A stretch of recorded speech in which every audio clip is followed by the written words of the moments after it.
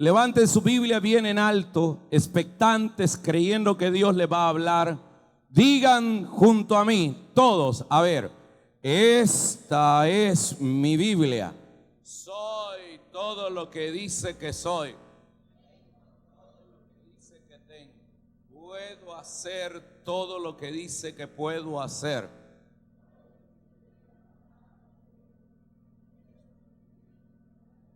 Mi corazón está receptivo. Nunca jamás seré igual. Amén. Capítulo número 7 del Evangelio de Lucas, por favor. Capítulo número 7 del Evangelio de San Lucas.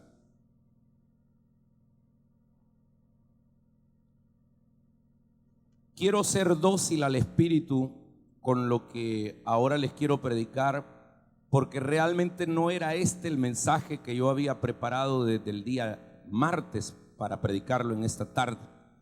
Pero yo hoy en la mañana sentí de Dios que habló a mi vida y me dijo: esta palabra necesitan escucharla mis hijos. Así es que, hermanos, creo que Dios nos va a hablar a todos nosotros. Capítulo número 7, versículo número 11. Leemos la palabra de Dios en el nombre del Padre, del Hijo y del Espíritu Santo. Amén. En aquellos días aconteció después que Jesús iba a la ciudad que se llama Naín. Iban con él muchos de sus discípulos y una gran multitud. Cuando llegó cerca de la puerta de la ciudad, he aquí que llevaban a enterrar a un difunto, hijo único de su madre, la cual era viuda, y había con ella mucha gente de la ciudad. Cuando el Señor la vio, se compadeció de ella y le dijo: no llores. Y acercándose, tocó el féretro, y los que lo llevaban se detuvieron. Y le dijo: joven, a ti te digo, levántate. Entonces se incorporó el que había muerto y comenzó a hablar. Y Jesús se lo dio a su madre. Y todos tuvieron miedo y glorificaban a Dios diciendo: un gran profeta se ha levantado entre nosotros. Dios ha visitado a su pueblo. Señor, visítanos esta tarde también, porque tú eres no un gran profeta, tú eres nuestro Salvador, tú eres la resurrección y la vida, tú eres el todo para nosotros, Señor. Y Señor, en medio de la desesperanza, tú eres poderoso para darnos esperanza en medio de cualquier tragedia, inclusive en la muerte. Háblanos en esta hora. Señor, abre nuestros oídos para escuchar tu palabra. Abre nuestras mentes para recibir tu verdad. Y haz que nuestros corazones estén dispuestos a amar a los demás como tú nos has amado. Te lo suplicamos en el nombre poderoso de Jesucristo, nuestro gran Salvador. Amén y amén. Digan amén, hermanos. Gloria a Dios. Tengan la amabilidad de sentarse, santos. Voy a ser muy breve en el pensamiento. En el segundo libro que escribí, que se llama Los Milagros de Jesús, en la página 75 hay una narración que se las quiero leer literalmente, porque dará pie a la palabra que hoy vamos a predicar. En la ciudad de Naín, a unos 13 kilómetros al sudeste de Nazaret, los discípulos del maestro y gran número de pobladores fueron testigos presenciales del poder vivificador de nuestro amado Salvador y la compasión por aquellos que estaban sufriendo. Así lo divulgaron por toda Judea y sus vecindades, quienes presenciaron aquel hecho grande de parte de nuestro Salvador. ¿De qué se trataba?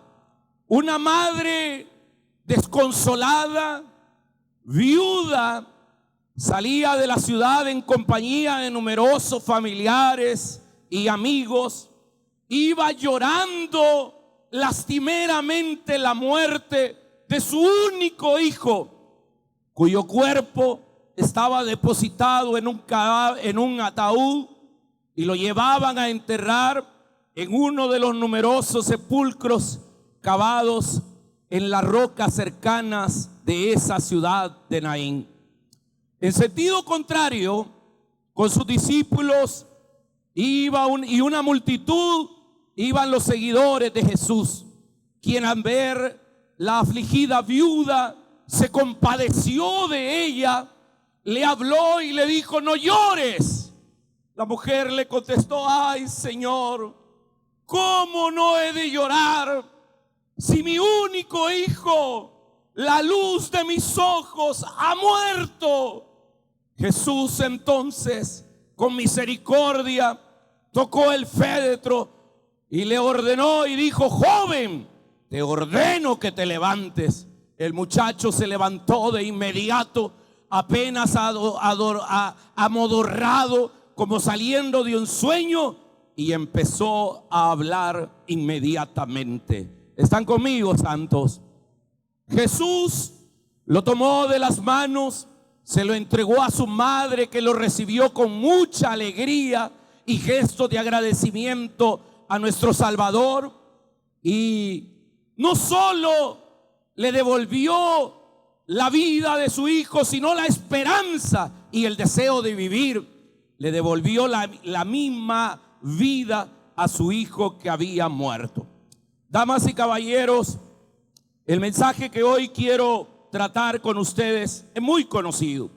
Vamos a hablar de la resurrección del hijo de la viuda de Naín, que si le pusiéramos un título sería la resurrección de nuestra esperanza, de nuestro deseo de vivir. ¿Están conmigo, santos? Santos, la actividad taumatúrgica de Jesús, es decir, los milagros, los portentos y los prodigios que Jesús hacía, evidenciaban el poder de nuestro Salvador sobre las enfermedades, la naturaleza, sobre los demonios y los espíritus malos, pero también evidenciaba el poder inclusive sobre la misma muerte. Los evangelios relatan que Jesús resucitó a 3 personas. La primera de ellas, a la hija de Jairo. La segunda, quizá la más conocida, su amigo Lázaro, que cuando estaba frente al sepulcro, Jesús pronunció una de sus 7 yo soy, cuando le dijo: yo soy la resurrección y la vida. Y la tercera, la resurrección del hijo de la viuda de Naín, que es lo que el evangelio de Lucas hoy nos está presentando. Esto no era ajeno a los judíos, ya que inclusive hasta los discípulos de Jesús iban a tener experiencias de resucitar personas. El ministerio de Pedro nos dice que predicando en una ciudad que se llama Jope, el capítulo 9 de Hechos narra esto. Ahí había una discípula que se llamaba Tabita, Dorcas. Pedro oró por esta mujer y resucitó. Más adelante, en el capítulo número 20, siempre del mismo Hecho de los Apóstoles, el apóstol Pablo, en su discurso de despedida en la ciudad de Troas, cuando iba para Éfeso, lo alargó hasta la medianoche. Un muchacho se durmió en la 3ª planta, cayó muerto. Bajó Pablo, oró por él, y Eutico es uno de ahora de los que ha resucitado. El Antiguo Testamento evidencia también de 2 personas que resucitaron bajo el ministerio de un solo profeta, Elías. La primera fue el hijo de la viuda de Sarepta, y la segunda, el hijo de la viuda de era el soldado que fue arrojado al sepulcro donde estaba enterrado Elías, y dicen que ese soldado muerto también resucitó. El día de hoy, queridos hermanos, vamos a ver cómo Jesús es poderoso para dar esperanza aún en medio de cualquier tragedia. ¿Están oyendo, santos? Levanten su manita y digan: mi Jesús es poderoso para dar esperanza en medio de cualquier tragedia. Entramos a la escena, dice el versículo número 11: aconteció después de que Jesús sanó al siervo del centurión. Santos, entran en escena hoy una viuda sin esperanza y la incapacidad de un joven que había muerto. El apóstol Pablo va a decir más adelante a los Efesios, el capítulo 2, versículo 1, Él, refiriéndose a Dios, nos dio vida a nosotros cuando estábamos muertos en vuestros delitos y pecados. El milagro que hoy veremos desata ese gran amor compasivo de Jesús, así como el poder de nuestro Maestro para dar vida inclusive a los muertos. Versículo número 11 dice: aconteció después que Jesús iba a una ciudad que se llama Naín, el lugar del milagro. Naín, el pueblo de Naín, queridos hermanos, es una aldea pequeña que está en la ladera al noreste de una montaña o de un monte que se llama el Monte Hermón, allá en Israel. Está como a unos 13 kilómetros al sureste de Nazaret, y todavía en la actualidad retiene el nombre en forma de Neín. Cuando yo visité Israel, el guía turístico nos enseñó un rótulo que había en una calle que dice: esa calle llevaba precisamente a la ciudad de Naín. En tiempos de Jesús fue un pueblo muy próspero. Ahora solamente tiene unos 200 pobladores, pero hay muchas ruinas antiguas que mostraban que era un lugar de gran tamaño y muy próspero en tiempos de Jesús. Llega entonces Jesús a la entrada de esa ciudad, como que dijéramos a la entrada de Ilopango, a la entrada de San Salvador, a la entrada de San Martín. Llegó ahí a ese lugar y ahí va a realizar un milagro que va a dar vida, que va a dar esperanza y que va a dar deseos de vivir. Yo les tengo una buena noticia, y es que ese mismo Jesús que entró a Naín y resucitó a un muerto, el mismo Jesús que llegó a Jericó y que sanó a un ciego, el mismo Jesús que llegó a Betania y resucitó a otro muerto, Lázaro, ese mismo Jesús se ha dado cita hoy en este lugar y está para dar vida, para dar esperanza a nosotros que hemos venido a alabarle. ¡Aleluya! Jesús está aquí, y donde Él pasa, cosas grandes suceden. Hoy va a suceder algo grande en nuestras vidas. Veamos, santos, dos caravanas, dos procesiones, dos manifestaciones de gente, dos peregrinaciones de personas, dos procesiones que se encuentran. Versículo 11: aconteció después que iba a una ciudad que se llamaba Naín. Iban con él, ahí está la primera procesión, con Jesús, muchos de sus discípulos y una gran multitud. Hermanos, aquí iban Jesús adelante, sus 12 apóstoles, sus discípulos y una gran multitud que le seguía. Versículo 12: Cuando llegó cerca de la puerta de la ciudad y aparece en escena la segunda procesión, la segunda peregrinación, la segunda, llamémosle así, columna de gente que iba ahí. Cuando llegó cerca de la ciudad, a la puerta de la ciudad, he aquí, llevaban a enterrar a un difunto, hijo único de su madre, el cual era viuda y había con ella mucha gente de la ciudad. Santos, dos procesiones que se van a juntar en la entrada a Naín. Aquí va un grupo acompañados por Jesús, los apóstoles, los discípulos, la gente que había comido de la multiplicación de los panes, los que acababan de ver el milagro del siervo del centurión, iban con alegría, en sus ojos irradiaban esperanza, vida. Al otro lado, saliendo de Naín, venía la segunda procesión. Era una procesión fúnebre. Una mujer tenía un llanto incontrolable. Su único hijo, una mujer viuda, iban a enterrarlo. Lloraban. En sus ojos se revelaba tristeza, depresión, angustia, fatalidad, desesperanza. Y se encuentran esas dos procesiones. Se encuentra la procesión de la vida y la procesión de la muerte. La procesión de la esperanza, la procesión del fatalismo. La procesión de aquel que venía con poder sobre la muerte misma y aquellos que estaban derrotados. Yo le quiero preguntar esta tarde, ¿de qué lado está usted? ¿De los que van con Jesús o de los que vienen con un cadáver?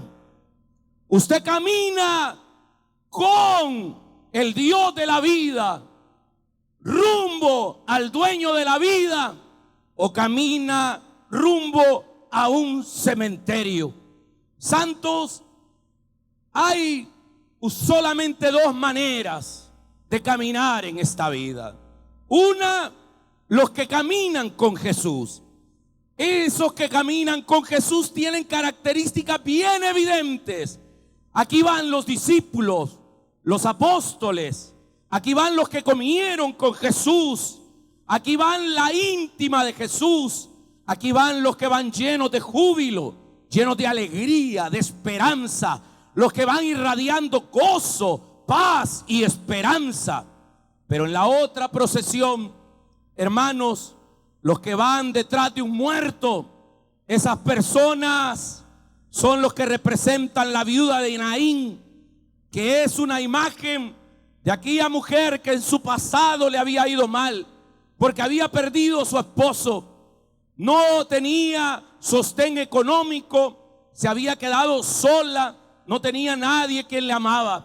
Pero también esa viuda, su pasado era doloroso, pero también su futuro no era muy prometedor, porque su único hijo estaba muerto. El alivio que podía tener para el futuro, para que la cuidara en su día de vejez, estaba muerto. Santos, los que van detrás de un muerto, representan o simbolizan aquellas personas que aún en la actualidad consideran que su pasado ha sido un fracaso. La viuda, además de eso, consideran que el futuro, el porvenir, le cierra todas las puertas porque su hijo había muerto. La verdad que hoy en día todavía siguen caminando personas detrás de un muerto. Ellos mismos han muerto porque se han muerto los ideales, porque se han muerto las utopías, porque se han muerto los sueños, porque se ha muerto el amor por la vida, porque se ha muerto el deseo por esforzarse, se ha muerto el deseo por trabajar en el reino de Dios, se ha muerto la espiritualidad, se ha muerto la esperanza en esas personas. Santos, la viuda representan a quienes tras una muerte o una pérdida irreparable se visten de luto y pasan toda la vida llorando, lamentándose, victimizándose y echándole la culpa a los demás de su infortunio. Los que están al lado de un sepulcro son los que hacen del duelo una cadena perpetua y siguen publicando en sus cuentas de redes sociales dolor, desánimo, destrucción, enfermedad, luto. Yo no sé si es por mentira o por refugio, pero hay gente que se le murió su marido hace como 3, 4 años y todavía siguen poniendo fotos que van al cementerio. O son unos grandes mentirosos, o es que de plano no han vivido a plenitud su proceso de duelo. La procesión detrás de un muerto representa, les dije ya, la muerte de los ideales, la muerte de los sueños, la muerte de las utopías, la muerte del deseo de querer seguir trabajando. Porque, hermanos, ellos ya se rindieron, ellos ya se dieron por vencido, ellos ya se enterraron, ellos están viviendo, pero realmente están muertos, porque no son muertos los que disfrutan de la tumba fría. Muertos son los que tienen muerta el alma y aún siguen viviendo todavía. Están acá, santos. Hay un poeta, escritor, se llama Pablo Neruda. Pablo Neruda escribió unos pensamientos acerca de las personas que están muriéndose lentamente aún hoy en vida. Dice Pablo Neruda en su pensamiento: muere lentamente quien se transforma en un esclavo del hábito, repitiendo todos los días los mismos trayectos, quien no cambia de marca, quien no arriesga vestir un color nuevo y no le habla a quien no conoce. Muere lentamente quien evita la pasión de la vida, quien prefiere lo negro al blanco, quien prefiere los puntos a las íes, a un remolino de emociones. Justamente los que rescatan el brillo de los ojos, sonrisas de los bostezos, corazones de los tropiezos y sentimientos. Sigue Pablo Neruda diciendo: muere lentamente quien no voltea a la mesa cuando está infeliz en el trabajo y se va, quien no arriesga lo cierto para lo incierto para ir detrás de un sueño, quien no se permite por lo menos una vez en la vida huir de los consejos sensatos que siempre le han dado. Muere lentamente quien no viaja, quien no lee un buen libro, quien no oye la música que le gusta, quien no encuentra gracia en sí mismo. Muere lentamente quien destruye su amor propio, quien no se deja ayudar. Muere lentamente quien pasa los días alejándose de su mala suerte o quejándose de su mala suerte, o de la lluvia incesante, o del mucho sol, o del que no llueve. Muere lentamente quien abandona un proyecto antes de iniciarlo, no preguntando de un asunto que desconoce o no respondiendo cuando le preguntan sobre algo que no sabe. Santos, evitemos la muerte en suaves cuotas.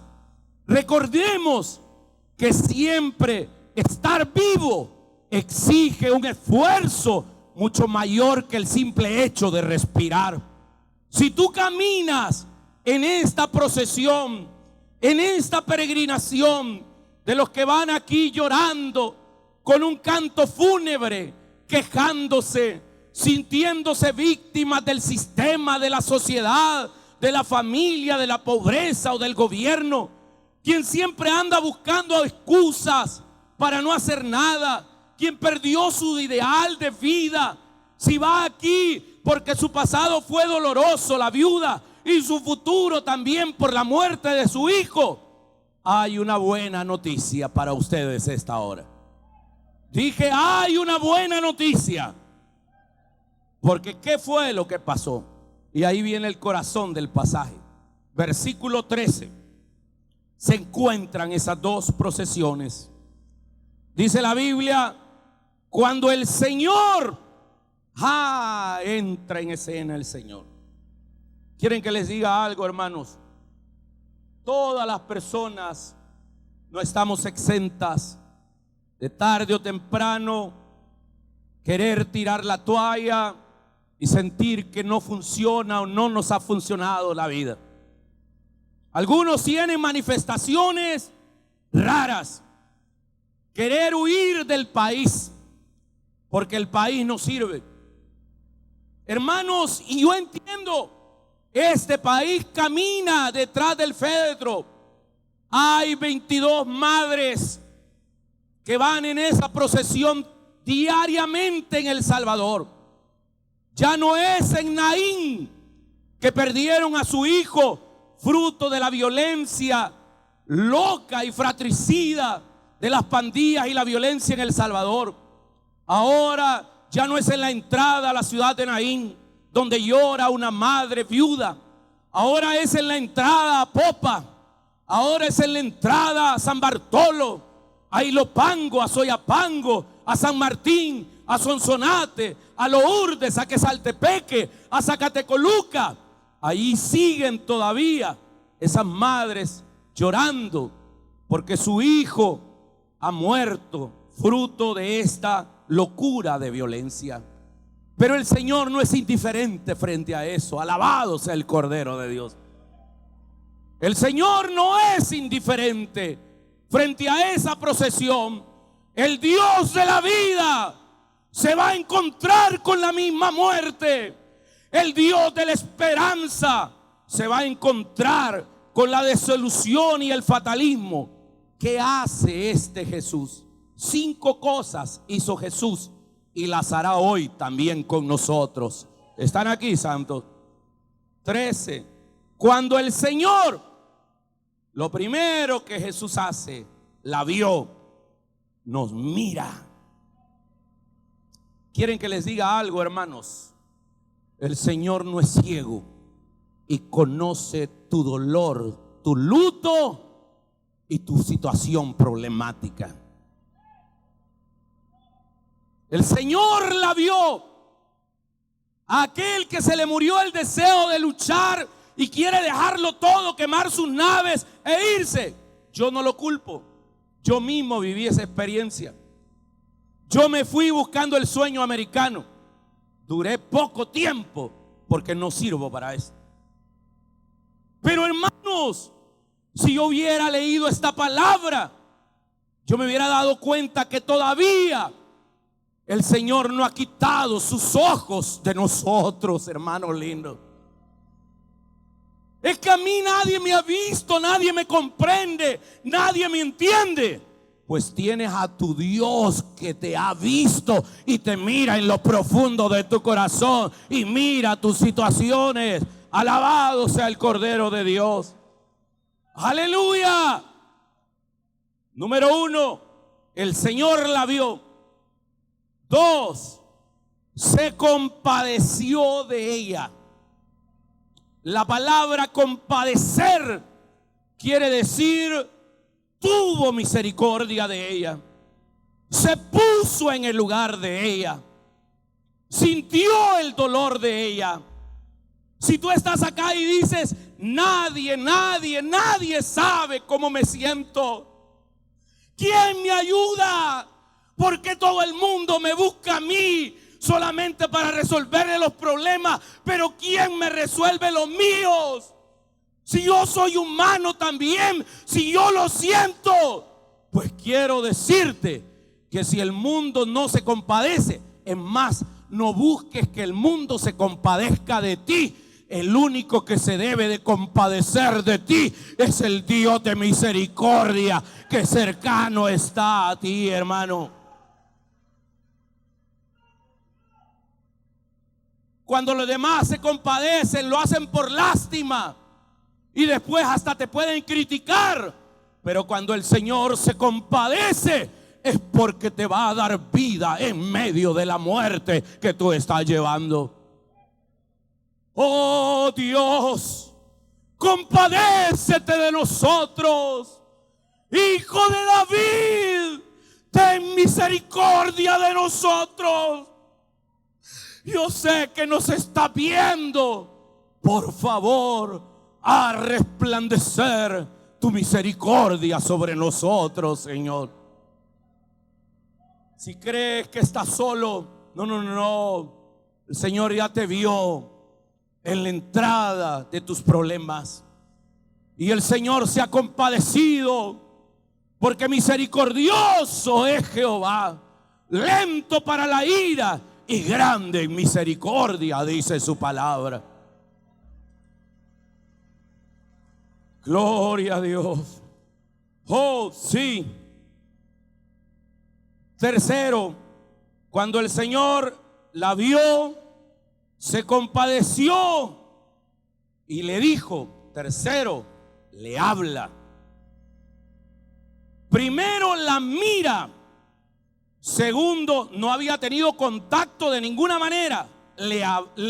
Se compadeció, sintió el dolor, vio en esa mujer sus ojos muertos, tristes, sin brío. Pero luego le habló. Y ahora el Señor también te está hablando. ¿Y sabes qué te dice? No temáis, pequeño rebaño, porque tus luchas son mis luchas. Yo no te he excluido de la agenda de redención. Tú sigues siendo la niña de mis ojos. Yo no he apartado mi amor de ti. Él te sigue diciendo en medio de la muerte: yo he venido para que tengas vida y para que la tengas en abundancia. Yo soy tu proveedor, yo soy tu sustentador, yo soy tu Dios, yo soy tu marido. Yo te levanto, yo te sigo amando.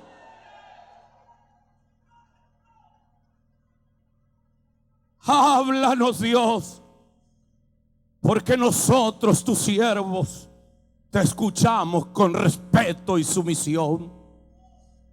No calles, Padre bendito, porque tu silencio nos produce inseguridad y desmayamos. Háblanos y danos vida, danos esperanza, Dios mío. No nos dejes solos ahora. Señor, la vio, se compadeció y le habló. ¿Y qué le dijo? Pues le dijo sencillamente: no llores. ¿Qué le dijo? No llores. ¿Qué te dice a ti ahora? No llores. Don't cry for me. No llores. No llores.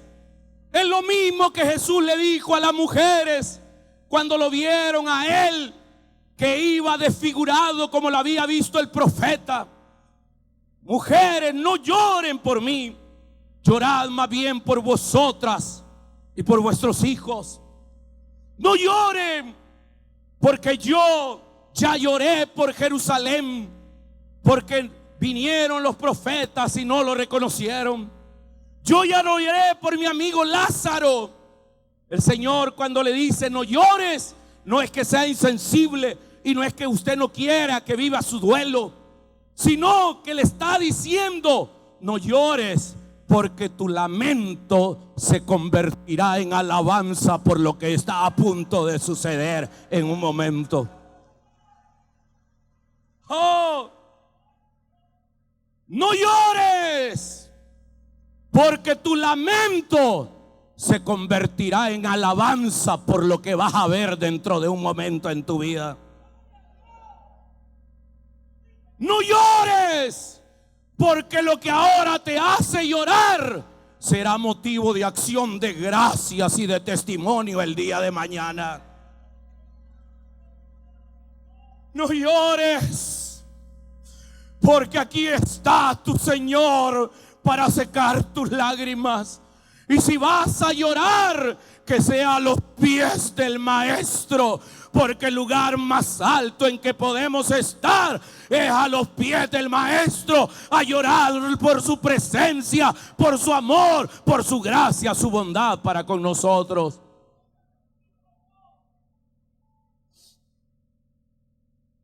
La vio, se compadeció de ella, le habló: no llores.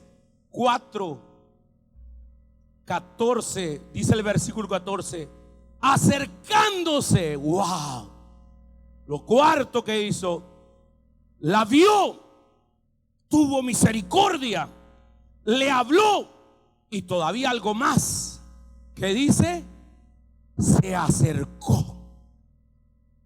Es que, hermanos, cercano está Jehová a los quebrantados de corazón.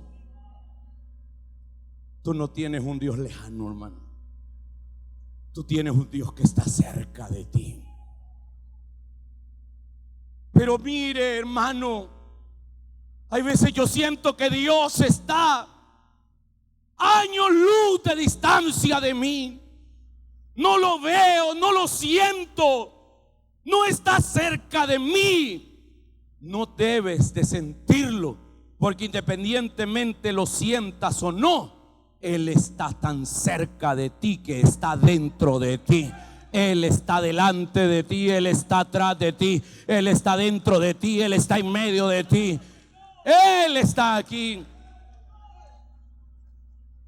Cercano está Dios. Nosotros no tenemos un Dios lejano, un Dios que está ahí arriba y nosotros abajo, un Dios que hay que ofrecerle sacrificios. No, no, no, no. Él no es como los dioses paganos que solo hacen breves, infantasmales incursiones en este valle de lágrimas. Él es tan cercano que quiso hacerse uno de nosotros y caminar con nosotros y entendernos a nosotros. Está aquí ahora con usted. Él, yo sé que estás aquí. Aunque mis ojos no te puedan ver, te puedo sentir, Señor. Te puedo palpar. Caminas conmigo porque ya me vistes, porque ya te compadeciste. Estás aquí, Señor. Ya me hablaste, ya secaste mis lágrimas, ya lo hiciste, Señor. Estás aquí. Uno, lo vio, la vio, te ha visto. 2, se compadeció. 3, le habló, te habla. 4, se acercó. Y 5, tocó el féretro. Para un judío, tocar el féretro era en contra de la ley judaica. Era contaminarse. Era peor que comer un cerdo. Pero ¿sabes qué? Si a ti te han dicho que no puedes, si a ti te han dicho que eres inmundo, que no sirves, que eres un desgraciado, que no hay esperanza, quiero decirte que Él te ha tocado con sus benditas manos de amor. Te ha tocado. Te ha tocado. Pero ¿para qué lo toca? Obviamente para producir uno de los milagros más extraordinarios de los evangelios. Dice el 14: se acercó, tocó la caja del muerto. Los que lo llevaban se detuvieron y le dijo, le volvió a hablar: joven, a ti te digo, levántate. El Señor te ha visto, se ha compadecido de ti, te ha hablado, no llores. Te ha acercado, te ha tocado, te ha llamado la atención. ¿Y sabes qué te está diciendo? Joven, a ti te digo, levántate. Mujer, a ti te digo, levántate. Hombre, a ti te digo, levántate. Anciano, a ti te digo, levántese. Levántate tú que duermes y te alumbrará Cristo, la luz de la esperanza. Tú que estás derrotado, tú que estás caído, vuélvete a levantar ahora. Levántese. Pastor, pero he cometido un pecado, he caído. Levántese, te lo está diciendo el maestro. 7 veces cae el justo y vuelve a levantarse. Levante sus ánimos, levante su esperanza, levante su optimismo, levante su alegría. Aquí está el Dios de la vida.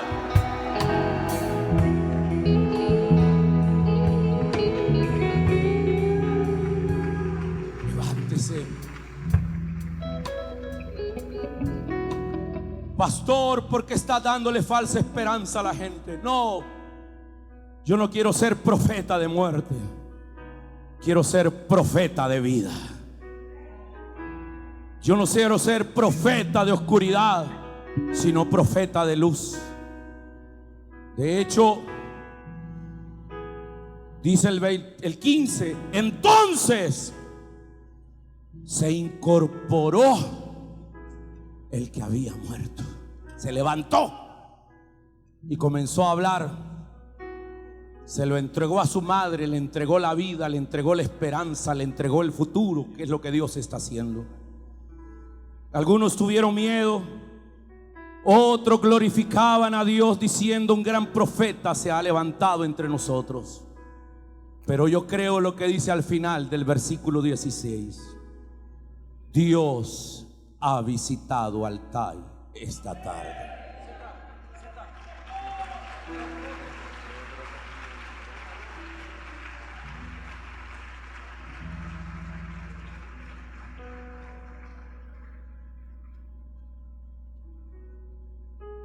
Cierra tus ojitos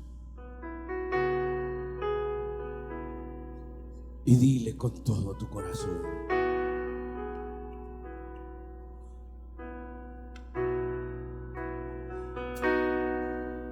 mis ojos no te pueden ver, te puedo sentir, sé que estás aquí, aunque mis manos no pueden tocar tu rostro, Señor, sé que estás aquí.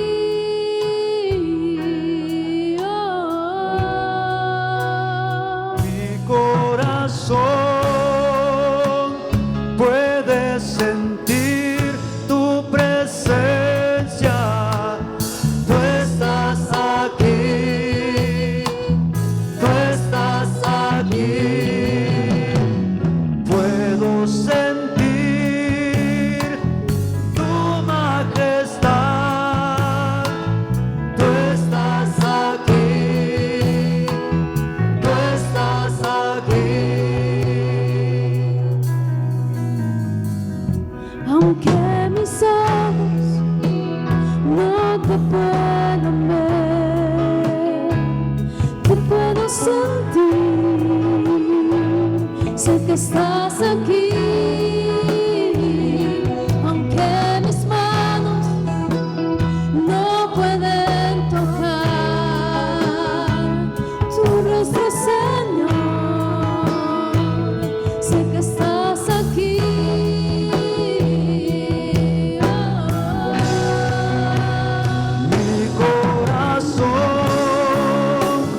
Puede sentir tu presencia.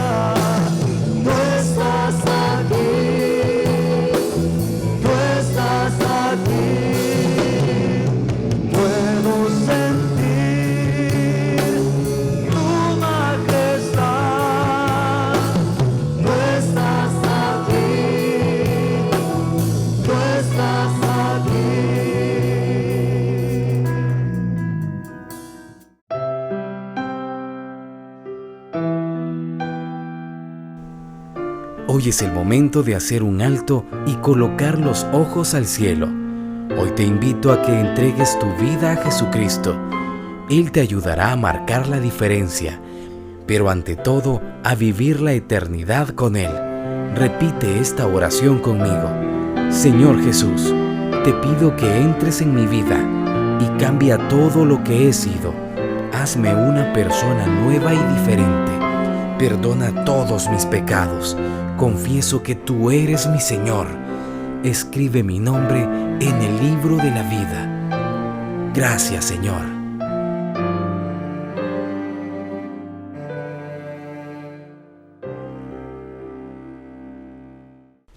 Gracias por compartir un tiempo de edificación con el pastor Carlos Rivas en su programa El Poder de la Palabra, dedicado a transmitir principios bíblicos y devolver los valores morales de Dios a nuestra sociedad.